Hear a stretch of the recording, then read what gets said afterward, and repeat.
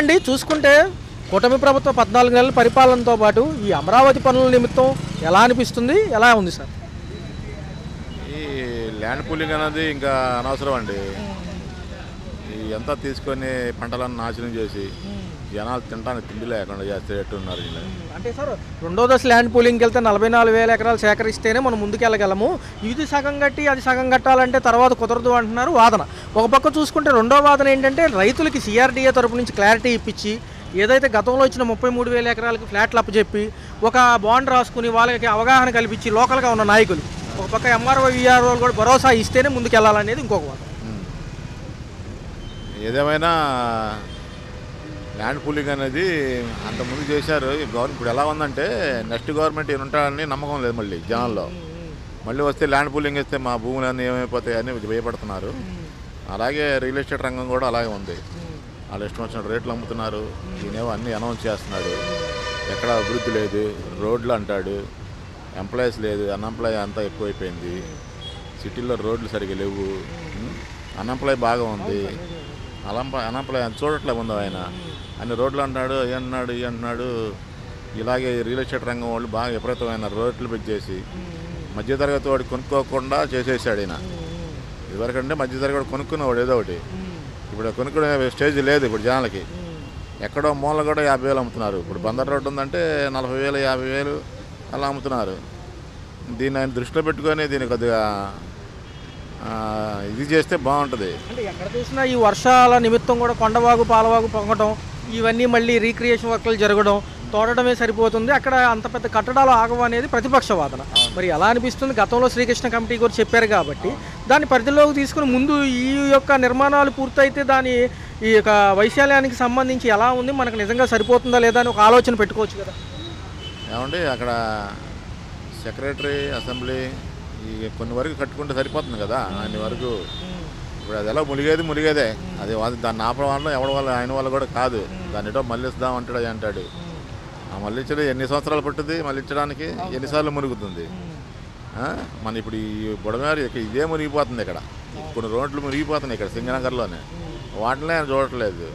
ఇప్పుడు దాన్ని కూడా ఇప్పుడు క్లారిటీ లేదు, వాటర్ రాదని. ఇదివరకు ఎప్పుడు ఇప్పుడు కాజా టోల్గేట్ ఉంది, ఎప్పుడు వాటర్ రాలేదు అక్కడికి. నేను చూస్తున్నా ఎప్పుడు వాటర్ రాలేదు. ఈ మధ్యన 2 సార్లు ఫుల్గా వాటర్ వచ్చేసింది అక్కడ. ఏంటంటే అక్కడ అన్ని చెరువులు అవన్నీ మూసేసి రోడ్లన్నీ వేయడం వల్ల ల్యాండ్ అక్కడ బాగా స్ప్రెడ్ అయిపోతుంది. అంటే ఎలా సార్ మరి ఇప్పుడు రైతుల్లో నమ్మకం కలిగించాలంటే ఎలాంటి భరోసాలు ఇస్తే బాగుంటుంది? ఏదన్నా ప్రభుత్వం తరపు నుంచి ఈ పనుల నిమిత్తం కూడా ముందుగా వాళ్ళకి ఫ్లాట్లు అప్ చెప్తేనే నమ్మకం వస్తుంది అంటారా? గతంలో ఇచ్చిన భూములు ఉన్నాయి కదా, అదే ఆ భూములు వాళ్ళు అది ఇప్పుడు ల్యాండ్ పూలింగ్ రైతులకి ఎన్ని ఇచ్చారు, అలాగిస్తే త్వరగా అభివృద్ధి చెందుతుంది. ఇప్పుడు మళ్ళీ ఇటు పడ్డాడు మూలపాడు అటు అనౌన్స్ చేశాడు. అక్కడ రైతులు ఏమనంటున్నారు భూములు, ఎందుకంటే ఇప్పుడు లాస్ట్ టైం 5 years వాళ్ళు పడ్డ బాధలు వీళ్ళకి తెలుసు, వీళ్ళందరూ రైతులందరికీ. వెళ్తే ఎలా ఉంది సార్ మరి ఉపరాష్ట్రపతి ఎన్నిక సంబంధించి నామినేషన్ ప్రక్రియ పూర్తయింది. ఎన్డీఏ కూటమి నుంచి ఒక అభ్యర్థి ఉన్నారు, ఇండియా కూటమి నుంచి ఒక అభ్యర్థి ఉన్నారు. మరి ఎలా అనిపిస్తుంది? మరి జగన్ గారిని కూడా అడగడం జరిగింది, మద్దతు రాష్ట్రాల వైడ్గా మద్దతు తీసుకుంటారు కాబట్టి మరి ఎలా ఉంటారు? ఆయన కాంగ్రెస్ వైపు ఉంటారా లేకపోతే ఇటు బీజేపీ వైపే ఉంటారా? ఇటు బీజేపీ వైపు ఉంటారండి. ఆయన ఎన్డీఏ కూటమి వైపునే ఆయన ఎన్నిక చేయడం మంచిది. ఆయన చేయడం మంచిది. ఎలా ఉంది సార్ మరి ఒక పక్క ఇప్పుడు సిపి రాధాకృష్ణన్ గారు మరి తమిళియన్ అంటున్నారు కదా ఆయన, అటు పక్కేమో ఆయన పేరు కూడా రెడ్డి సుదర్శన్ రెడ్డి గారు. మరి ఏమంటారు వీళ్ళిద్దరిలో ఎవరు హేమీలు? ఆయన కూడా జస్టిస్గా చేసి రిటైర్డ్ అయ్యారు ఏదో అంటున్నారు. ఏదైనా మన రాధాకృష్ణన్ గారు కొద్దిగా మంచి పర్సన్, ఆయన చేయొచ్చు. ఎందుకంటే మాకు తెలియదు అనుకున్న విషయం. ఎవరైనా ఇప్పుడు హ్యాండిల్ చేసేదంతా ప్రైమ్ మినిస్టర్ గారే కదా, ఏదన్నా చేసేదన్నా ఆయన చేస్తారు కదా. పోస్ట్ నామ మాత్రానికి అంతే, పోస్ట్ నామ. ఉపరాష్ట్రపతి అంటే అంతే. మన ఇప్పుడు వెంకయ్య నాయుడు గారిని ఉన్నారు, వెంకయ్య నాయుడు గారిని ఏం చేశాడు ఆయన? ఇప్పుడు ఆయన గణేష్ పాటిల్ ఇప్పుడు మన ఆంధ్రప్రదేశ్కి బాగా హెల్ప్ చేస్తున్నాడని ఆయన పక్క పెట్టేశాడు ఆయన్ని. ఆయన అంతే. ఇప్పుడు అంతా ఆయన హ్యాండిల్ ఇదంతా ఉపరాష్ట్రపతి అనేది. అదే ఎలా ఉంది సార్? 4 ఏళ్ళు మరి సమయం ఉంది. తొలిదశ పనులతో పాటు ఈ పోలవరం కొంచెం కాపర్ డ్యామ్కి ఏదో కొంచెం డ్యామేజ్ అవ్వడం మొన్న వార్తల్లో చూపించారు. మరి ఇవి 2 ముందుకు వెళ్తే కనీసం రేపు భద్రత ఉంటుందా రాష్ట్రానికి? మరి కంపెనీలు రావాలంటే వాళ్ళకి నమ్మకం కలగాలంటున్నారు. మరి ఇటు పక్కేమో ఇవాళ రేపు డిఎస్సి ప్రకటన కూడా ఉంటుందంటున్నారు, ఏదైతే అభ్యర్థుల జాబితా ఫైనల్ లిస్టు. మరి ఇవన్నీ ఉంటే రేపు 20 లక్షల ఉద్యోగాలు కాకపోయినా 10 లక్షలన్నా వస్తాయి ఈ 4 ఏళ్ళు ముగిసేలోపు. అది మాత్రం వాస్తవేనండి. డిఎస్సి అయింది, మళ్ళీ నెక్స్ట్ పోలవరం డ్యామ్ కూడా కొద్దిగా ఎవరైతే ఎంప్లాయీస్ అవుతారు, ఇటు మన బందర్ పోర్టు కూడా అయిపోవచ్చింది. అసలు వీటి మీద దృష్టి పెడితే అన్ఎంప్లాయ్ సాల్వ్ అవుద్దండి. అన్ఎంప్లాయ్ సాల్వ్ అవుద్ది, బిజినెస్ కూడా పెరుగుతుంది. మన విజయవాడ అసలు ఏమీ పట్టించుకోవట్లేదు ఆయన. మెయిన్ ఈ చుట్టుపక్కల ఇటు ఉంది, నూజివీడు సైడ్ ఉంది, ఇటు ఏమీ లేవు, అసలు ఏమీ లేవు. అసలు రోడ్లు కానీ ఇళ్ళు కానీ అసలు ఏమీ లేవు. Right sir. 14 నెలల కూటమి ప్రభుత్వ పరిపాలన ఎలా అనిపిస్తుంది? గత ప్రభుత్వాలు చూసారు, అప్పుడు సంక్షేమం, ఇప్పుడు అభివృద్ధితో కూడిన సంక్షేమం కాబట్టి పర్లేదా? ఈ 14 నెలలు ఎలా ఉంది? 14 సంవత్సరాల పరిపాలనలో పథకాలు ఇస్తున్నారు కానీ ప్రజల మీద, సామాన్యమైన ప్రజల మీద భారాలు మోపుతున్నారు. ఆర్థికంగా కూడా సామాన్యులు పని పడలేక వర్షాలు వచ్చి ఇబ్బందులు పడుతున్నారు. ప్రభుత్వం సానుకూల అభివృద్ధి పనులు చేయాలనే సంకల్పం ఉంది, కానీ ఆర్థిక పరిస్థితులు ప్రజలపై భారాలు మోపే విధానాన్ని మానుకొని ఉచిత ప్రయాణ బస్ ఛార్జీలు కూడా ప్రజలకు అందుబాటులో ఇచ్చారు, కానీ అది ఆటో డ్రైవర్లకి, సామాన్య ప్రజలకు ఇబ్బందిగా ఉంది. కాబట్టి ప్రభుత్వం దయచేసి అర్థం చేసుకొని కొన్ని పథకాలను రద్దు చేసి ఆర్థిక భారాలు మోపకుండా ప్రభుత్వం సక్రమంగా నడిపించుకోవాలని కోరుకుంటున్నాం. సంక్షేమ పథకాల్లో సూపర్ 6 ఎలా ఉంది? సూపర్ 6 కూడా ప్రజల మీద భారాలు మోపే విధానమే కనబడుతుంది. ఏ ప్రభుత్వాలు వచ్చినా సామాన్యుడు మోయటం తప్ప ఉన్నత వర్గాలు అభివృద్ధి చెందుతున్నాయి. ఆర్థిక ఇబ్బంది అనుకోవట్లేదు. ఆర్థిక పరిస్థితులు ఇబ్బందిగా ఉంది. రోజువారీ కూలీ విధానం కూడా కొంచెం ఇబ్బందికరంగా ఉంది. ప్రజలు కొంచెం ఇబ్బంది పడుతున్నారు. రోడ్ల వ్యవస్థ కొంచెం పర్లేదా? అంటే ఇంత గత ప్రభుత్వం మీద ఇప్పుడు ఉన్న పరిస్థితులు మెరుగుపడింది. 30% ఉంది, 70% పూర్తవలసిన విధానం ఉంది. విద్యుత్ ఛార్జీలు ఏదన్నా కొంచెం తగ్గించాలి. మరి ఉండే కొంది ప్రతిదీ రేట్లు పెంచుతున్నారు. ప్రభుత్వాలు మారిన తర్వాతనే ప్రభుత్వాలు రేట్లు పెంచుతున్నాయి. దాన్ని దృష్టిలో పెట్టుకుని ప్రభుత్వం కూడా ఆలోచించి మంచి నిర్ణయం తీసుకుంటే మంచిదని మేము సామాన్య మానవుడికి కోరుకుంటాం. మరి చూసుకుంటే అమరావతి పనులు జరుగుతున్నాయి ఒక పక్క, ఎన్ని వరదలు వచ్చినా ముంపు వచ్చినా కానీ అధికారులు పర్యవేక్షణ చేస్తున్నారు. మరి ఏమంటారు, రెండో విడత ల్యాండ్ పూలింగ్కి సంబంధించి రైతులకి ఒక అవగాహన కల్పించి తీసుకుంటామంటుంది ప్రభుత్వం. ముందు ఇచ్చిన 33,000 ఎకరాలు డెవలప్ చేసి ఆ డెవలప్మెంట్కి ఇచ్చిన ల్యాండ్లకు బదులు 500 గజాల ఇళ్ల ఫ్లాట్లు అప్పచెప్తే సిఆర్డీఏ పరిధిలో వాళ్ళు రెడీ అని అంటున్నారు. ఎలా అనిపిస్తుంది? అది వాళ్ళు రైతులు కోరుకున్న విధానం కూడా కరెక్టే అండి. ఇంతకుముందు గత ప్రభుత్వం చేసిన ఇబ్బందుల వల్ల వాళ్ళు చాలా నరకయాతన అనిపించారు. ఇప్పుడు కూడా ఈ ప్రభుత్వం మంచి నిర్ణయం తీసుకొని ప్రజలకి, రైతులకి, పొలాలు ఇచ్చిన వారికి న్యాయం చేసి తర్వాత వాళ్ళ నిర్ణయం పరిస్థితి అడగడం మంచిది. ఇది పూర్తి అయిన తర్వాత ఆ నిర్ణయం తీసుకుంటే మంచిదని మా అభిప్రాయం. నిన్న క్యాబినెట్ మీటింగ్లో సార్ ఏమంటున్నారంటే బాండ్లు ఇద్దాము, రెండోది విఆర్ఏలు, తర్వాత ఎంఆర్ఓలు, స్థానికంగా ఉన్న నియోజకవర్గ ఎమ్మెల్యేలు వెళ్ళి ఒక అవగాహన కల్పించి ఒక మ్యూచువల్ అండర్స్టాండింగ్ రైతులతో కల్పిస్తే వాళ్ళకి భరోసా ఉంటుంది, ఇవ్వడానికి సిద్ధంగా ఉంటారు. మనం ఏమీ చెప్పుకోకుండా, ఇక్కడ ఏమీ చూపించుకోకుండా ముందుకెళ్తే రాదు అంటారు. ఏదైనా అది వాస్తవంగా సార్. పరిస్థితుల్లో ప్రభుత్వం ఫస్ట్ 2 సార్లుగా ఇది 3వ సారి ప్రభుత్వాలు, 3 సార్లు ప్రభుత్వాలు మారినాయి. 2 సార్లు ప్రభుత్వం వచ్చింది. కొన్ని నిర్ణయాలు తీసుకొని వాళ్ళకి హామీ ఇచ్చారు. అది నెరవేర్చకుండా మళ్ళీ ప్రభుత్వం పూలింగ్ చేయాలంటే అది కష్టతరమైంది. సామాన్యుడు, రైతులు కూడా బాగా ఇబ్బంది పడ్డారు ఇంతకుముందు. ఈ ప్రభుత్వం చేత నిర్ణయం తీసుకుని వాళ్ళకి గట్టి హామీ ఇచ్చి అది నెరవేర్చిన తర్వాత ముందుకెళ్తే మంచిదని మా అభిప్రాయం. ఫైనల్గా చూసుకుంటే ఒక పక్క ఉపరాష్ట్రపతి ఎన్నికకు సంబంధించి ఇద్దరు హేమీలు పోటీలో ఉన్నారు. ఇండియా కూటమి తరపు నుంచి సుదర్శన్ రెడ్డి గారు అయితే, ఇటుపక్క సిపి రాధాకృష్ణన్ గారు. మరి ఎలా అనిపిస్తుంది? జగన్ గారిని కూడా మొదట అడగడం జరిగింది మాజీ ముఖ్యమంత్రి అయినప్పటికీ. మరి అటు కాంగ్రెస్ వైపు మళ్ళుతారు, ఇటు బీజేపీ వైపు మళ్ళుతారు. ఇప్పుడు కేంద్రం ప్రభుత్వం అధికారంలో ఉంది కాబట్టి కేంద్రం వైపే మొగ్గు చూపుతారనే ఆలోచన ప్రజల్లో బలంగా ఉంది. నామినేషన్ ప్రక్రియ పూర్తయింది, ఎన్నికే మిగిలింది అంటున్నారు. ఎలా ఉంది? ఆ ఎన్నిక సక్రమంగా జరిగితే బాగుంటుందని మా కోరిక. మన రాష్ట్రంలో కూటమి ప్రభుత్వ పరిపాలన మొత్తం ఎన్డీఏ హయాంలో వచ్చారు కాబట్టి ఈ 14 నెలలు ఎలా అనిపించాయి? చెప్పిన సూపర్ 6 పథకాలు కానివ్వండి, ఇటుపక్క రోడ్ల వ్యవస్థ, కరెంట్ ఛార్జీలు ఎలా ఉంది? కరెంటు బిల్లులు అయితే బాగా విపరీతంగా పెరిగిపోయినాయి. అంటే అసలు మామూలుగా ఒక ఇద్దరు ఉండే ఒక ఇంట్లో కూడా 1000 రూపాయలకి తక్కువ ఎక్కడ కరెంటు బిల్లులు రావట్లేదు. దానికి కారణం ఏమో మరి తెలియదు. ప్రస్తుతానికైతే ఏదైనా సరే నిత్యావసర వస్తువులు కానీ ఏదైనా ఖర్చులు అయితే విపరీతంగా పెరిగిపోయినాయి. మనిషి జీవన విధానం బతకడానికి చాలా కష్టంగా తయారవుతుంది.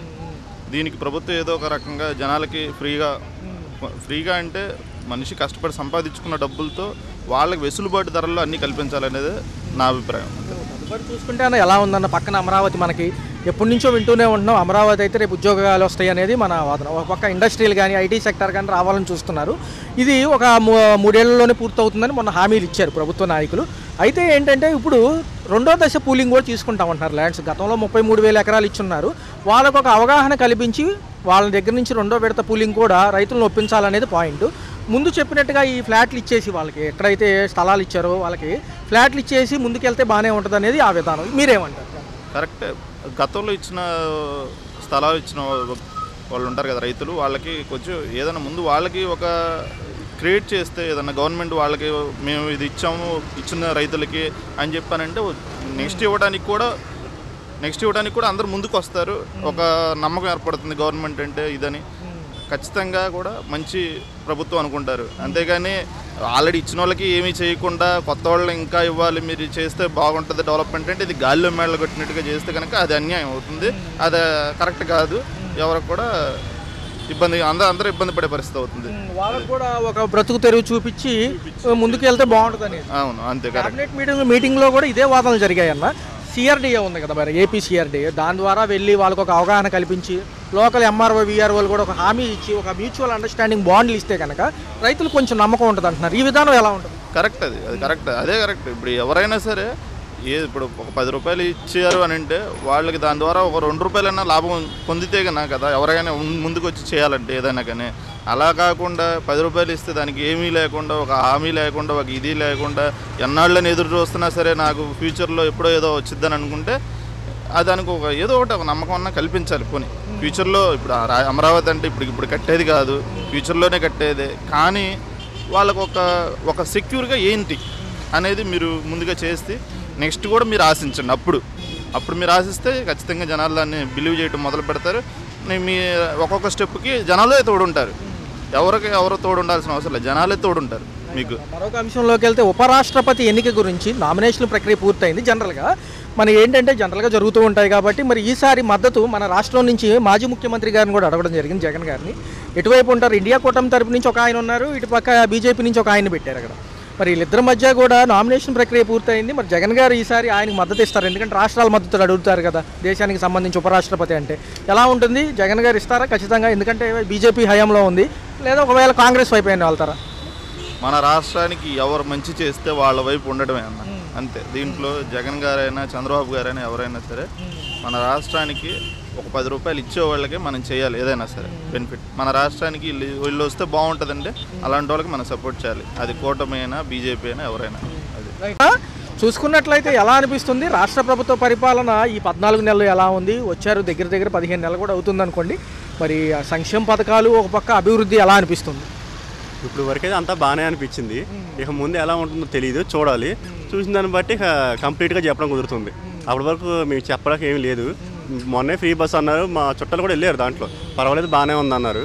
దాన్ని బట్టి చూడాలి, చూసి చెప్తాం ఏ విషయం అనేది. కనీసం ఒక 6 months నా ముందు ఏమీ చెప్పలేము కదా. రాష్ట్ర ప్రభుత్వంలో ఆల్రెడీ సూపర్ 6 చెప్పున్నారు, 1 by 1 అమలు అవుతుంది. ఈ లిస్టు ప్రకారం చూసుకుంటే ఏదైనా సంక్షేమ పథకం లిస్టులో ఉన్నారా? ఇంట్లో పెన్షన్ కానివ్వండి, మిగతా పథకాలు ఏమన్నా? ప్రస్తుతం అయితే ఫ్రీ బస్ ఒకటి, మళ్ళీ రైతు భరోసా ఒకటి, ఇప్పుడు వరకు ఇవరకైతే బాగానే జరిగినాయి. ఇక ముందు పింఛని ఇంకా వదిలిపెట్టలేదు అంటున్నారు కదా, వదిలిపెట్టాక కానీ మిగిలిన విషయాలు చెప్పడం కుదరదు. మేము వెయిట్ చేస్తున్నాము, అవి వస్తే కానీ తప్ప మిగిలిన వివరాలు మేము చెప్పలేము. ఎలా ఉంది రోడ్ల వ్యవస్థ? ఎలా ఉంది?